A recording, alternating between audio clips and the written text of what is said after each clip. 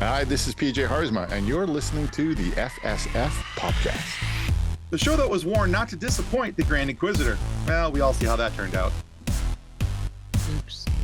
Our show is brought to you by our charity sponsor, the Red Shirt Widows and Orphans Fund, which supports the Wish Upon a Teen Foundation that helps out sick kids when they need it most.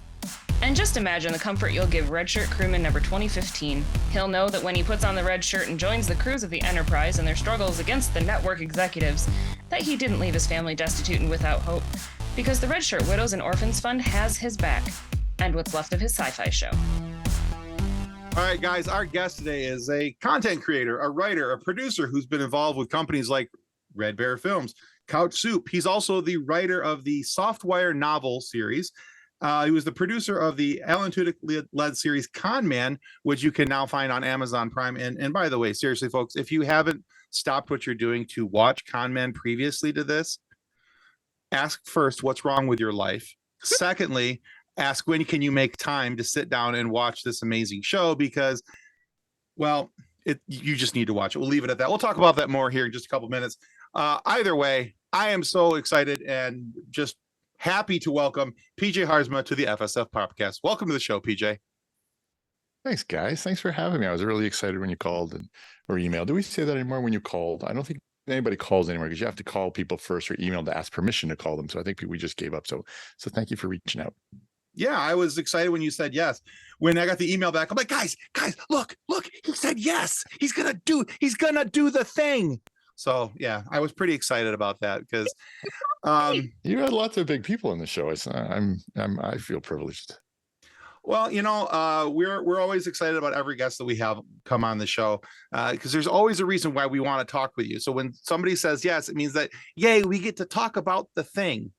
Now, let's talk about what's the thing we're going to talk about? Well, there's a couple different things. The first thing, so I mentioned Con Man in my introduction of you. Now, I only got introduced to that show during the quarantine, the lost year of 2020. And I didn't know it was a thing before that. I didn't know it had happened. And one of my friends, his name is Jason, he said, you got to check this show out. And so I was like, yeah, sure. Why not? I mean, what else was I going to do? I wasn't going to go hang out with anybody, right? I was stuck at home. Might as well. So I put it on and I was dying of laughter within like the first 5 minutes of the first episode. Alan Tudyk is A, phenomenal, B, hysterical. And, the whole scene of him sitting on the toilet with somebody trying to shove a magazine underneath the stall for him to sign it, to me was fantastic. You want a secret about that scene? You want a secret about that scene? So when we were shooting that scene, Star Wars was trying to get him to be to do Rogue One, and he was like, oh, I'm doing this, I don't know. And even me and Nathan were like, dude, you gotta go do Star Wars, what the hell? And they took that scene that we shot with him in the bathroom and took him out of it and put his robot character in there doing it. So I actually have footage of that whole bathroom scene in Con Man with the robot. What was the robot he played? K2SO. I forget the call letters. K2SO is in toilet. I have that footage, but I've signed so many legal papers that I'm never allowed to show up. But if you ever come and visit, I'll show it to you. That is. I will be on a plane. Now Yeah. Honestly, just knowing that it exists. It's pretty, and it's not the version that they ended up using. It was a much more emotive robot because he had different eyes, and the final version they used different eyes. So it's even a different version of the robot. Oh, that's fantastic. Yeah. So I know that you can't really see everything that's behind me here, but most of those Funko Pops are all Star Wars related. I'm a massive Star Wars fan, so the fact that that there's something out there with K2SO in it that I haven't seen. I have one coveted Star Wars gift, and that was when Alan was leaving Rogue One. He was leaving the set, and he was under a spaceship, and he snapped a piece of the starfighter, whatever it was, off and brought it home to me. Oh. And I actually have a piece of one of the ships. It's over there, I think. I always meant to get it framed and put it on a wall, but I never did. Yeah, I think I'd fight over that. Anybody came near it, there'd be a fight. Get away from my gadget. That's mine. So it's a piece of broken plastic. Shut up. It's my broken plastic. Shut up. Alan stole it fair and square. So the reason I wanted to talk about Con Man, I'm glad to have heard this story because that's phenomenal. But I was hoping that you could tell me how this all came to be, because I know that it was crowdfunded and all these things. You want the long story or the short story? Yes. So I had, I wrote the Softwire books, right? And I was into advertising back then. I had a production company, and I had really become the Joe Pickett of commercials. I would get mad at people. I would yell at them. I just kept raising my prices. People still kept hiring me. And then for therapy, I had this big studio in LA. And for therapy, I was sitting upstairs and I was journaling. And on my journal came this character. And make a long story short, I got a writing deal. I fired everybody. I quit. I was going to be J.K. Rowling, even moved away. And that didn't work. It was the 2008 depression, and I couldn't make any money. And the same time, the buyer at Barnes and Nobles and the buyer at Random House, they both got quit at the same time, and my book disappeared, and it was like hell. And I called a buddy of mine, and I went back to advertising, and then I was producing again, and I was working for Amex and Best Buy, and then everybody found out I was producing again, and I got a phone call from Alan, and Alan said, "Hey, I'm making this thing. I want you to shoot it." And he brought it to me, and I read it, and I read the bathroom scene, and I was like, God, this is the funniest thing I've ever read in my life. And he goes, okay, I want you to shoot it. I go, well, I'll help you make it. Let's make this thing. I want to produce it. And he goes, oh, okay, sure. So the very first movie poster, the one where you see under the umbrella, him and I were like in the back of my car, and we would stop by, because in LA, Paramount's got this big wall that one of the studios, and we would run there and get him under the umbrella, and I would shoot it, and we'd come back and put it in the computer, and then be like, oh shit, I should be wet in the inside. So we'd go and do it all over again and bring water, pour water, because we have no permit. So we're just doing this running around. So we got that going, and he's got his poster, and then we both put some money up, and we shot that little piece. And then, because Alan's who he is, we went the traditional route. And so we had an option somewhere, and then we had another. We first had an option with the lady that canceled Firefly. We thought that was ironic. And then we ended up, and we were going to go with Legendary. And we're driving to the studio to sign the deal, and it was a typical Hollywood deal, and it wasn't a very good deal. And I knew that Alan wasn't happy. And we're at a stoplight on the way there, and I said, Alan, I know the Firefly community really well. You guys are just awesome with those peeps. They've helped out with the Softwire. I'm like, why don't we just do this ourselves first? And he was at a moment of weakness, and he said, sure. So we didn't sign our deal, and we went, and that was when crowdfunding was going crazy. And we went, and a month later, we had $3.2 million. And then from that, we created the first season of Con Man. And then Lionsgate came in and gave us a huge deal to do 8 seasons. And the rest is history. That's cool. Yeah, I read up a little bit about it, and because I sat down and watched, I like binge watched the 2 seasons, especially because some of the episodes are as short as 13 minutes. Some of them, I think the longest is maybe 21 minutes. I think there's a couple that were 21 minutes. But they were all such watchable lengths with no commercial interruptions. I mean, you could binge watch 6 or 7 episodes before you even realized it, and you're like, oh, this is great. Plus all the cameos. The cameos in that show are out freaking standing. Yeah, I mean, the whole time I was like, at first I was like, oh, this is just going to be a funny show with Alan Tudyk. And then all of a sudden I was realizing I was doing cameo hunting. I was like, oh, there's one. Oh, there's one. There's another. There's so many. I bet you there's ones you didn't even catch. Oh, I'm sure. Like Seth Green's wife's in there. Leanna Vamp's in there. Like there's all these peeps from our circle that's in there. And they sometimes just have the tiniest little roles, and everybody wanted to be part of it. It was fun. God, this is my best thing I've ever done in my life. I love that show so much. I loved Will Wheaton. He was just so annoyed on the airplane. I laughed. He came up hard. with that idea of that. He was so good. Yeah. It's funny is I actually watched the episode with Will Wheaton on the airplane right after we interviewed Will Wheaton. Like it was just next in my lineup of the Con Men show to watch, literally the day that we interviewed Will Wheaton, and I'm laughing so hard at it after the fact with the This is ridiculous. I literally talked to him half an hour ago.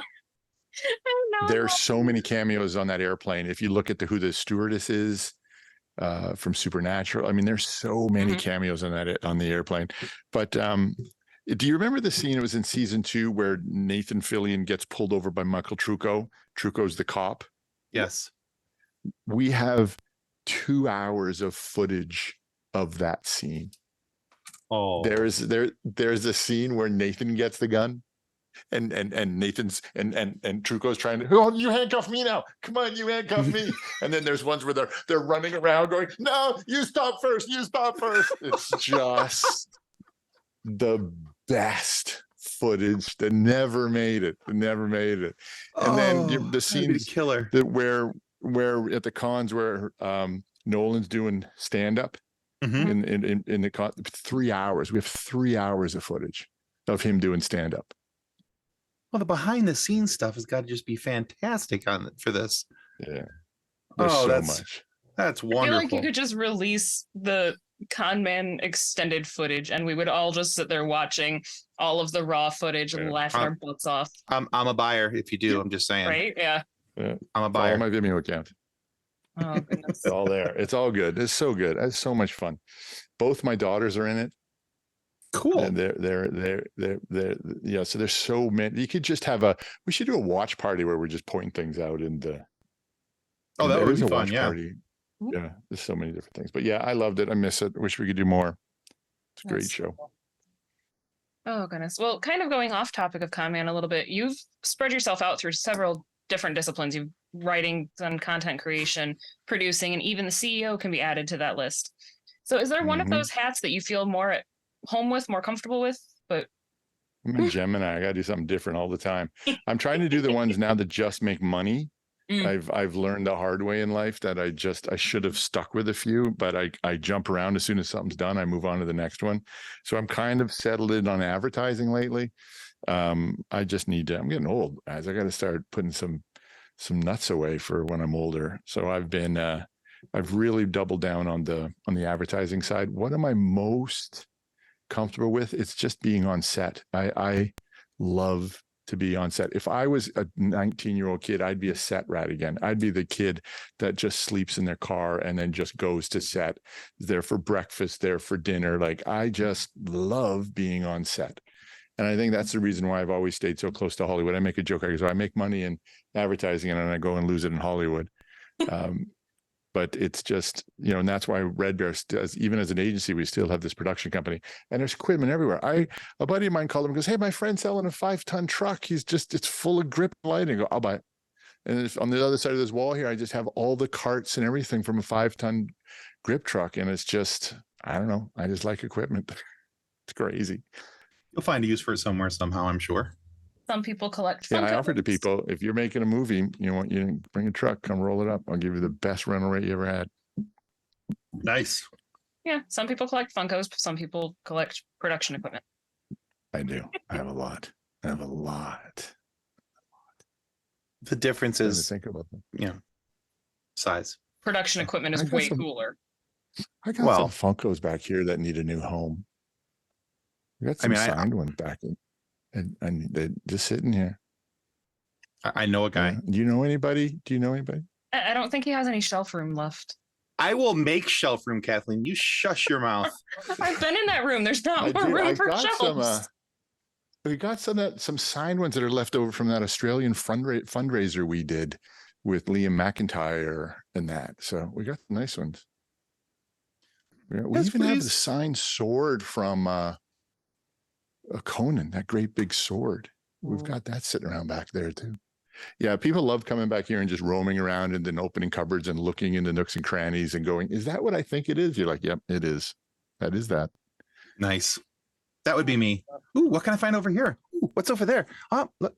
Yeah, that would be me. Can I have this? That makes me think of the show The Librarians, the one with Noah Wyle, where he ends up working for the library in New York, and he's walking through and he's like, is that Excalibur?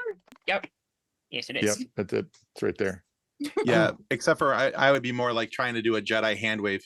You don't notice me. Walk away with it. You saw nothing. I'm going to somehow smuggle this giant sword out of here. Yeah, you saw nothing. It'll be fine. PJ, one of the things that we've come to realize over the last couple of years of doing this show and having people on the show is that content creation is not always an easy thing, because we've not only do the interview side, but we have a live show on Monday nights. We do a Wednesday afternoon live where we review something or do what we call our top five, a lot, 5 at 5. And one of my favorite quotes about content creation, or about anything really, is that we do this not because it's easy, but because we thought it would be easy. And that quote perfectly sums up how I began this journey in podcasting, in writing, even, and everything else that I've done, because I thought it would be easy. So, why not? But in your journey as a content creator, an advertiser, or anything else in life, but let's focus on your content creation for Couch Soup. What has been one of the biggest lessons or challenges that you've had to learn about and adapt to and really be able to overcome to be able to be successful in what you do? It's a tough question because, when I grew up, I started as a fashion photographer, and back then you couldn't rent stuff. You had to own it, right? And so there was always a price barrier, and there was a quality issue. I remember one time I was pitching back in the 90s, I was trying to pitch a series to the internet about a serial killer and an alien on a road trip. And I was going to do it on this thing called the internet. And we were going to shoot with video. And they said to me, they literally said, nobody in the world will ever watch something shot on video. And look at us now. Creating quality is what sucks the time out of our lives when it comes to content creation, because we always want it better and bigger and sound better and look prettier and be lit better. I'm a lighting fanatic. And, can I get on a bigger camera, better camera, different lens, this move, that move, what piece of equipment. And then the next thing you know, you just lost 2 years of your life. The content that we see in mass production on social media and such, these people that were born with iPhones in their hand, they don't have that barrier was never there for them. And they had unbelievable tools right away. And it was just the only thing holding them back was their imagination. And the hardest one is the ability to say, my stuff is just as good as the next person, and I deserve a space on the shelf. That to me is the biggest problem for most content creators. But we overproduce the hell out of everything. And that's where it takes too much time. And it's done out of pride. It's done out of, the love of doing it. I talked about using all the equipment yesterday. I just love equipment. But the more you have, the more work it takes, but the easier it is to do better things. I equate making a movie with building a house with a butter knife. The more money you have, the less you have to use the butter knife. And it's the same thing. It's if you got to not get addicted to all these things around you. And a good story is a good story. You just telling it around a campfire is enough. But yeah, the content gets bogged down in our quest for the perfect piece of content, in my personal opinion. Yeah, I can see that. And for me, you hit on one of the things that I think I struggle with the most currently is my stuff is just as good as the next person and it deserves to be on the shelf with them. And so, I think that, yeah, go ahead, please. That's a big thing. Mm-hmm. Yeah. I think because, there's always a little bit of that self-doubt in the back of your mind of what I'm creating going to be enjoyed by more than just me. I do this because the people that I have on the show are people I want to talk to because they've done something that I appreciate, or they're working on something that I appreciate, and there's something cool to their story that I think needs to be heard by other people. And so I like that aspect of storytelling and getting to know people and talking to them about the things that they're doing.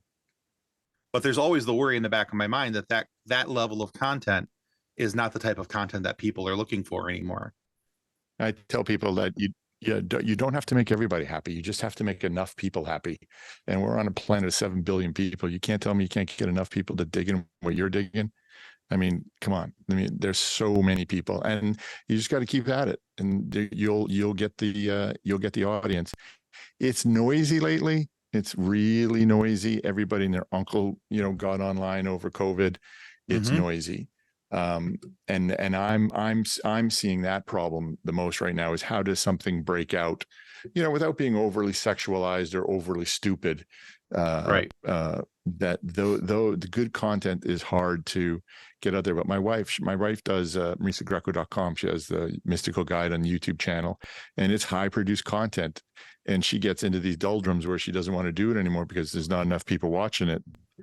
And I'm just like, you got to keep going. And you don't have to make everybody happy. If somebody says they don't like this, who cares? They're not the person for the show. Move on. You don't need to make everybody, but then you have to define what's enough, right? Like, if I want to make it my full-time job and only do that, well, enough might not be enough to feed your family. So that's the part you got to define enough. What do you need to live on? I think the definition of enough is always, it's kind of like a moving target. It's one day the enough is here, and the next day enough is up here, and you're trying to make sure that that the realization of those two slopes isn't a slippery one. So yeah, but you also got to give yourself credit if you look at it as a life journey. I mean, I'm in the entertainment business. I love watching movies and I do it every day. But it's, you're out there creating, you're not just consuming. And I do think that I tell that to my kids all the time, don't just be the consumer, be the creator and drive the story. And I think that in and of itself has a very life fulfilling, it just gets you going on the inside. So you can't let yourself get down if there's just not enough people paying attention. There's ways to work on that, but just keep at it. And if you love it, you'll love it, and keep doing it. I'm going to open a pizza and wine bar one day, and I don't care if it's the only people that go there are me and my buddy, because I'm going to have enough money that I'm just making it for me and my buddy. That's the enough for me. Because God, he makes good pizza. There you go. So, and I drink a lot. I mean, I'm on a good streak now. I've tried to pull back. I haven't had a drink in about 16 hours. So I'm doing good. That's a good streak. That's good. I have you just slightly beat, but not by much. So yeah, it's hard. It really is hard. It's just like, and you deserve it. You deserve to be there with everybody else. End of story. And you just got to beat that in your head. You got to write that affirmation down in your morning pages every day. Write that shit down. You deserve to be on that shelf too. And hold yourself to it. So on that sort of note, I was actually wondering too, that because of how many content creators there are and how sometimes it feels that it's so much. There are so many things being thrown at you. Do you struggle with jealousy from other content creators, other people thinking that you've stolen their show, that you've stolen their ideas? I never have jealousy over content creator. And I tell my kids that too, because, and I never shit on somebody's stuff because they automatically get 6 out of 10 for me for just doing it, right? Like right away, you get a pass just because you put it in, you had enough courage and you did it, you got it out there. I'm a very big believer in that. When it comes to all the trolls on the internet that compare you or put you down and stuff, like, I do not read that. I don't even let it near me. I know everybody has a rule. No one's allowed to read it to me. Drew did it once on an episode and kind of came up to me on the side and like sort of, did it quickly, but I just don't need to that garbage doesn't help with my creative path on anything I do. So I would never be jealous at somebody else. And as far as being accused of copying, I mean, the internet, when you look at those family channels, they copied like crazy, and I think that's gone. That's gone, but we are very protective, also because we deal on things that can be much more litigious. But, I always say, make sure you got your paper done. You got to do your paper, right? It's like, even with this here, you got to send me something to sign to say that you're allowed to use my likeness. The recording thing you can try, but if I became an asshole and went after it, get that thing in paper. And I'm bad with paper. I'm bad. I'm just like, hey, you're my buddy. Come on, we're just doing this. Nope. Get the paper done. Got to get the paper done. Yeah. That's good advice. I just know that we've struggled a little bit with well, you stole my idea. It's like, no, we talk pop culture. You talk pop culture. Deal with it. Yeah. That was the thing that was popular this week. Pop culture. I got an idea. I got an idea for a pop culture show that I'm thinking I'm going to pull off. I'm going to do. I just gave Drew 7 different ideas. We have no time to do them. We have no time whatsoever. But yeah, I wouldn't worry about that. Just block those people. screw that. Oh yeah, already done. Oh, that's already done. Yeah, that's a that ship has sailed. So yeah, I don't that have is time no for that. longer the SS Friendship. That is now just the SS Goodbye.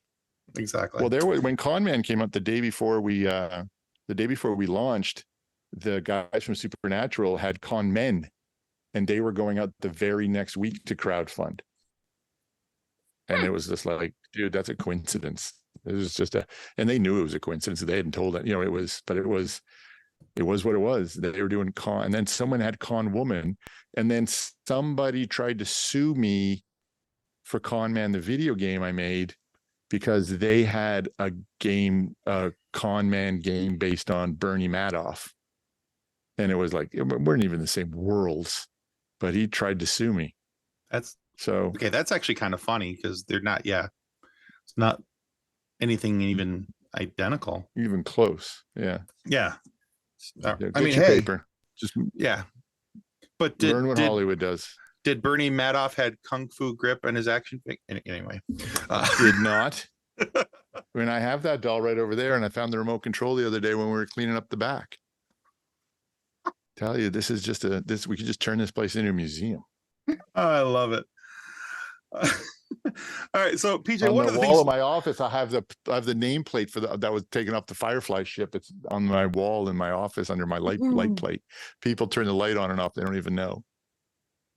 Oh, great, googly muggly. Yeah, you need to come visit and steal a few things. I mean, I need to come visit. And now, a word from our show sponsor, Level Up Savory. Their link can be found in the show notes.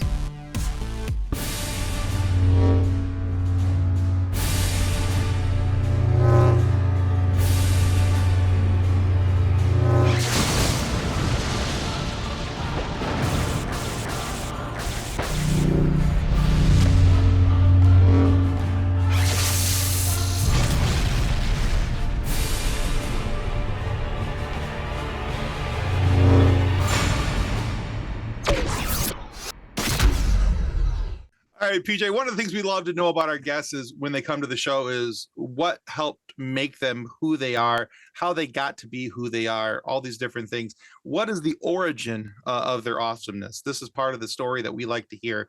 So in the story of PJ Haarsma, what is the earliest influence in your life that you can remember that directed you to become the person you are today? I didn't start out to be this. I quit med school.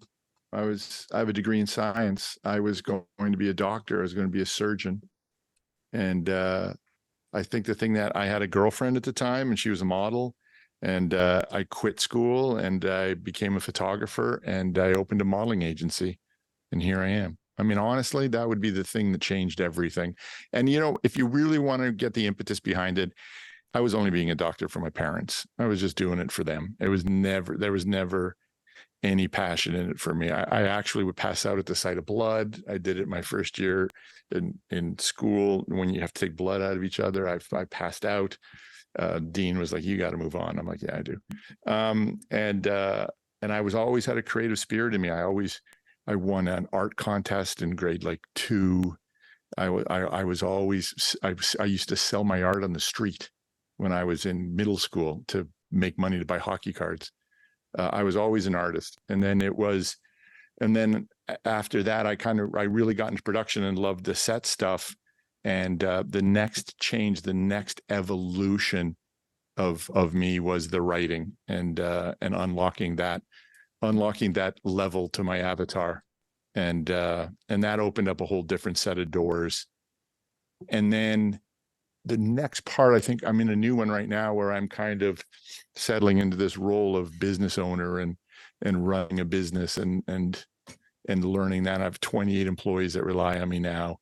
And the art side is kind of slipping away. I don't get to do it much, but then people will pull me back in. So me and my buddy, Frank Bedore, the guy that made Something About Mary and wrote The Looking Glass Wars, we spent the weekend together and we're kicking our books up again. I'm going to write the Softwire. I'm going to write the 5th in the Softwire series.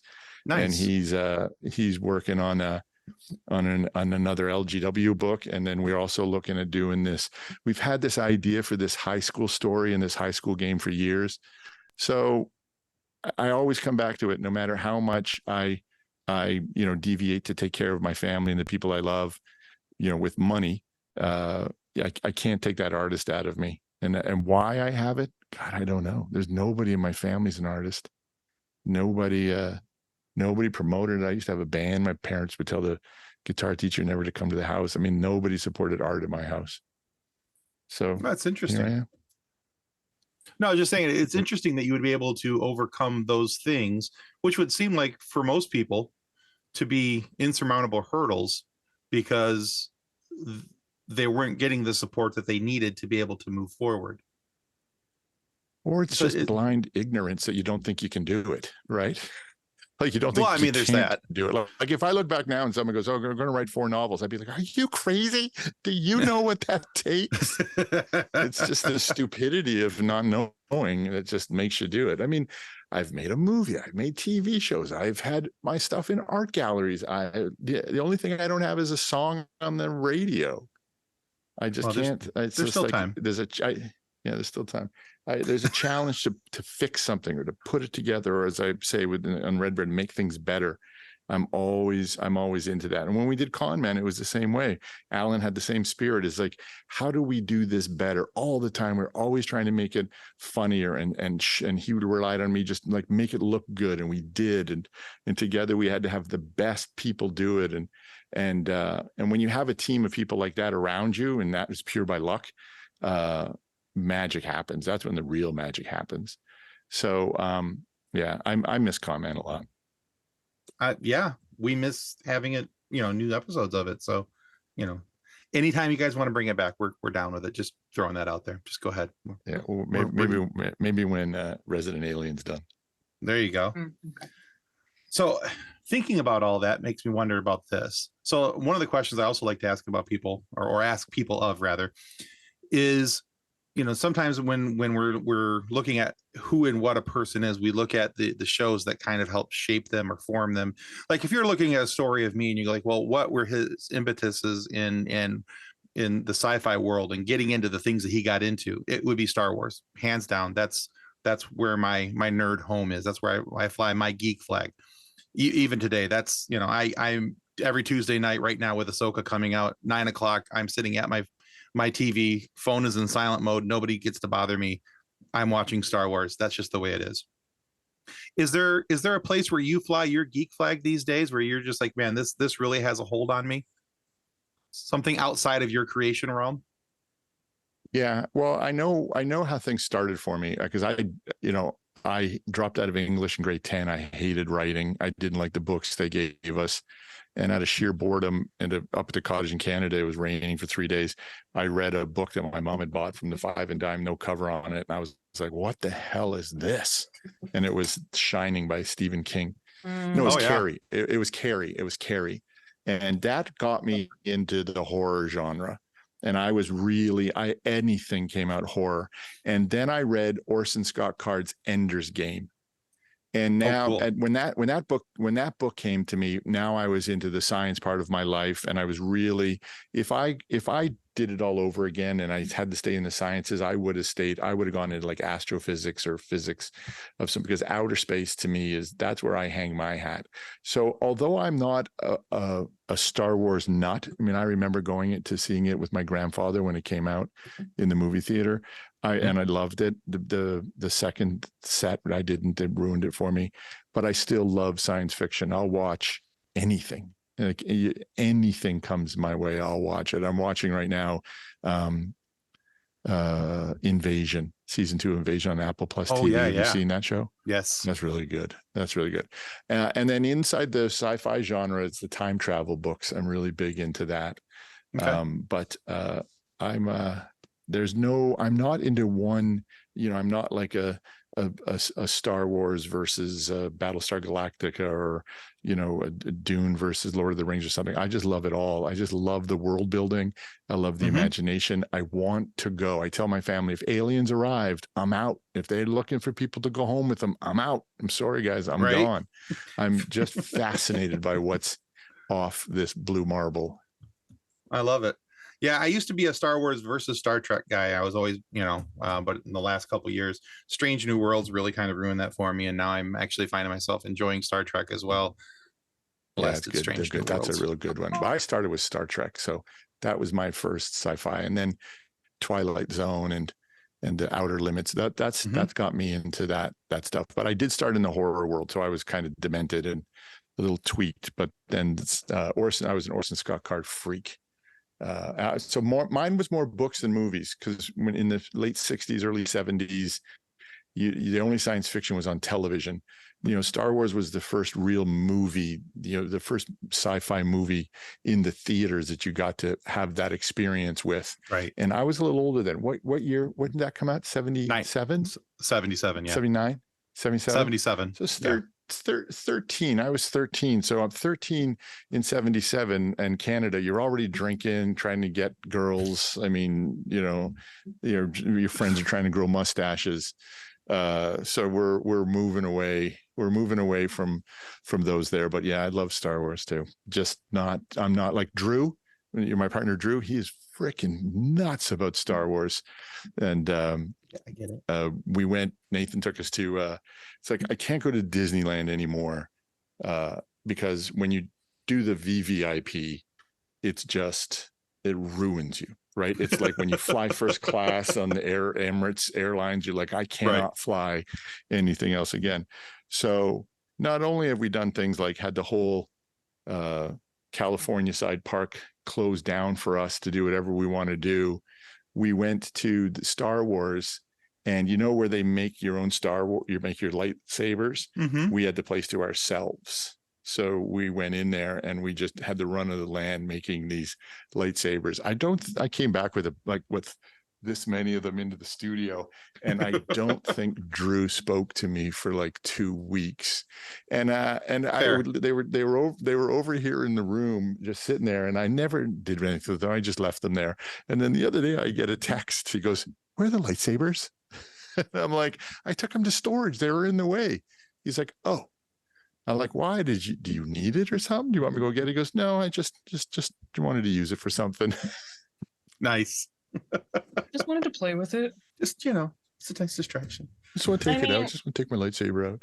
People don't just have lightsabers where they can reach them at any time. Yeah, I'm gonna mount them on the walls. I think I got 6 of them. I'm gonna mount them all, like one from every faction. So however many there are. So I'm going to take them and mount them really sexy on the walls. That would be fantastic. I have 2 mounted above my window. And then the other one, the one that I can actually reach. What kind of mounts do you use to keep, like, is there a special mount for them you can buy? The one that I bought is just like a plastic sword mount. Oh, that would work. Oh, I never thought of that. Yeah. But one of the other recommendations I've seen, if you want to hang them vertically, is if you use like the mop holders. Oh yeah, because you would just snap in. Yeah. Or the guitar holders. I was thinking, but I was thinking about putting them across. But yeah, maybe they should be vertical. That would be better. Yeah, I don't know. Yeah, I like that idea. I've got 2 of them horizontal above my window, which is really cool. But then the other one's my daughter's that I just have where I can reach it to show it off on the show. Smack her over there, she gets out of line. Exactly. Give her the full Anakin.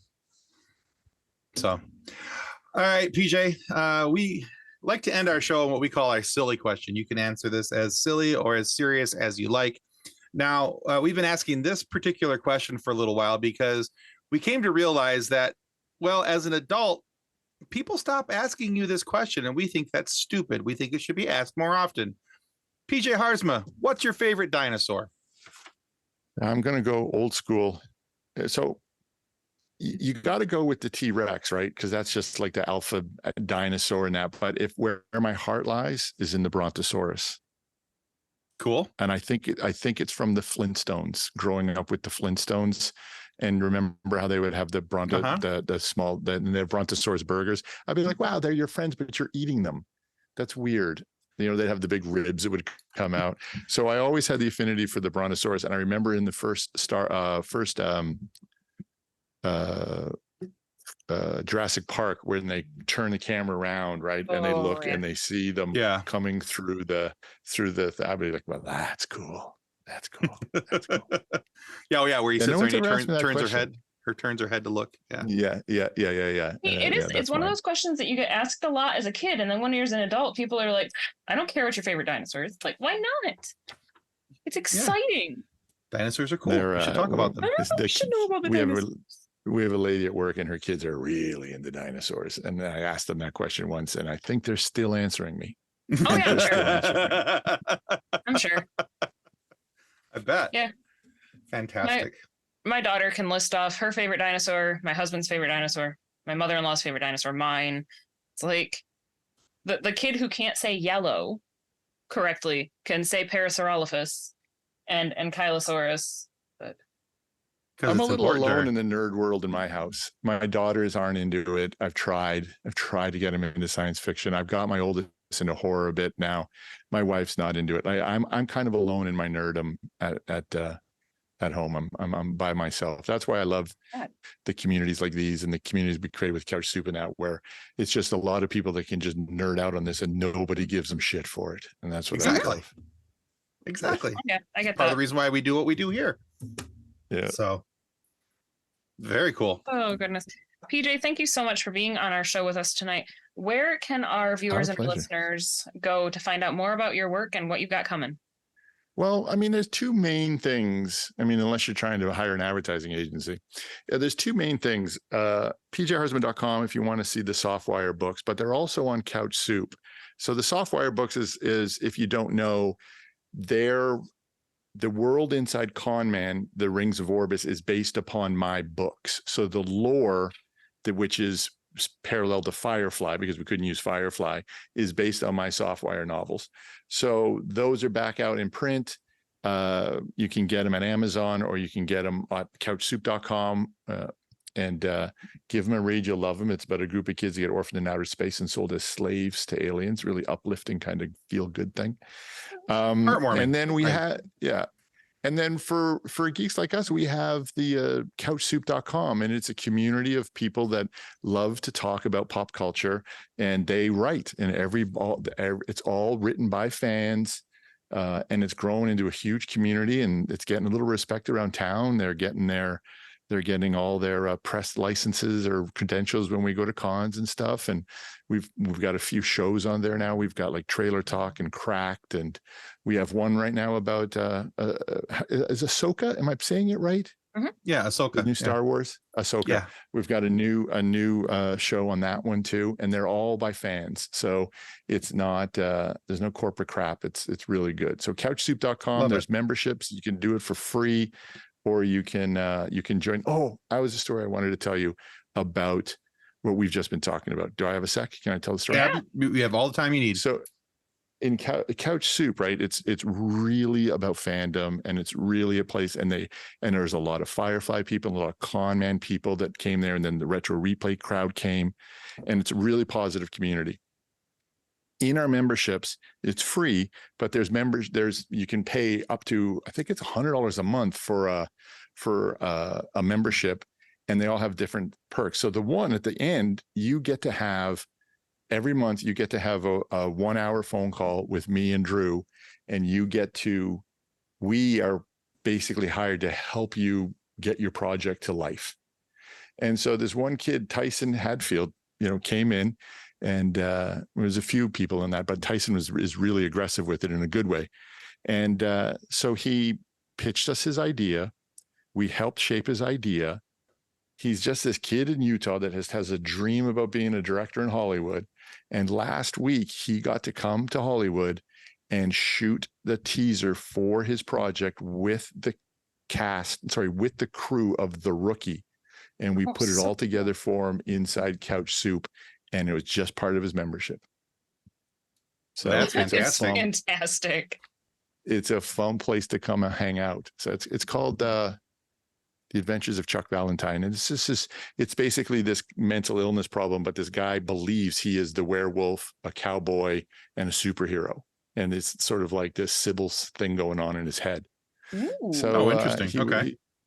He's so happy, and he was crying on set here talking about it, because it was just like his dream had come true by signing up to a pop culture website.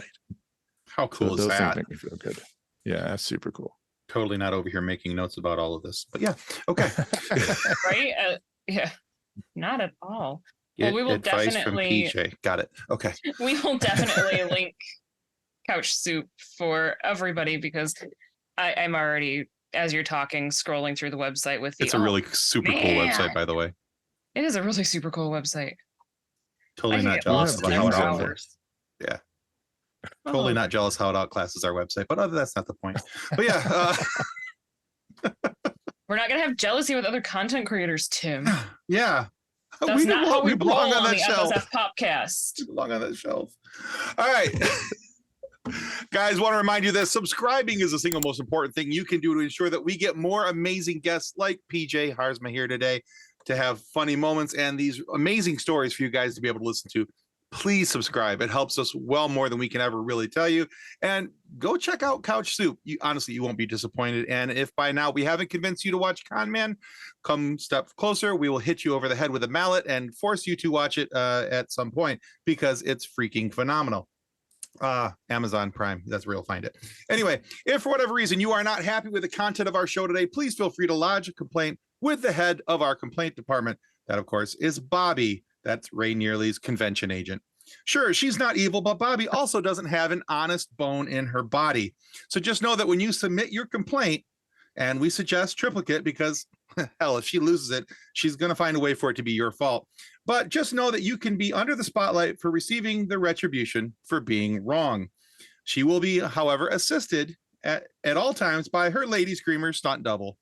They will find a way to pay back the offending party, but also in a way that works best for them in the long run. So honestly, probably better not to complain, just suck it up, Buttercup. And we know that we suck, so it's okay. We're still kind of almost working on it. Thanks, guys, for hanging out. PJ, thanks so much for being on the show. And that's going to wrap us up for the FSF Popcast. Goodbye. Thanks for having us, guys. Thank you. Bye, everybody. Copyright 2023 FSF Popcast. Reference to any specific product or entity mentioned on this podcast does not constitute an endorsement or recommendation by FSF Popcast. The views expressed by the guests are their own, and their appearance on the program does not imply an endorsement of them or any entity they represent. If you have any questions about this disclaimer, please contact us via email at info@fsfpopcast.com. Original music by Jordan Michaels.